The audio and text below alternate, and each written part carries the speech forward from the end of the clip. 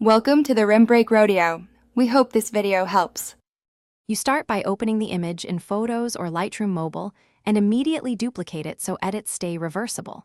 Tap Edit and adjust crop and exposure to establish a neutral baseline. This reduces global contrast that exaggerates dark circles. Once done, zoom to 100% on the eyes to see detail and enable a gentle touch. Make sure to switch to a retouch or healing tool next. This first setup prevents overcorrection later and saves time. Now focus on the under eye area. Select the healing or retouch brush and work at 20–40% strength, sampling adjacent skin tones for a natural patch. Once the texture blends, gently dodge by increasing highlights or exposure in small increments, like +10 to +20, to lift the shadow without flattening the eye socket. Use the texture or noise reduction slider to match surrounding skin grain, and toggle the edit on and off to check that you preserved natural contours and catch light. Finish by refining color and sharpness.